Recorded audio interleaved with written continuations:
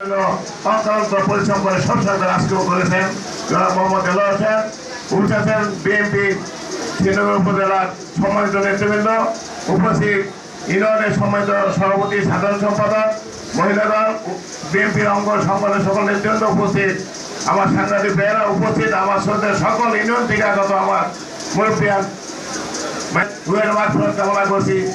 যিনি এই বাংলাদেশ স্বাধীন ঘোষণা না দিলে বাংলাদেশ বলতে পারতাম না, আমরা এই বাংলাদেশিও বলতে পারতাম না, আমরা কি হতে হবে আপনারা সকলে জানেন। তার মাধ্যমে আমাদের বাংলাদেশ স্বাধীন হয়েছে, তার জন্য আমাদের আজকের এই স্বাধীন বার্ষিকী উদযাপন।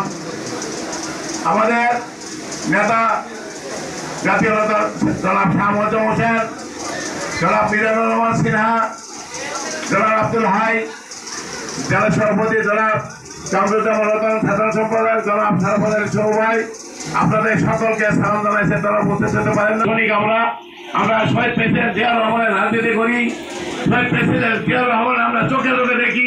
তিনি, আমার মনে হয় তিনি আমাদের মাঝে আছেন, তিনি মৃত্যুবরণ করেন না, এরকম আমরা চোখে দেখি শহীদ প্রেসিডেন্ট জিয়াউর রহমানকে। আমাদের মাননীয়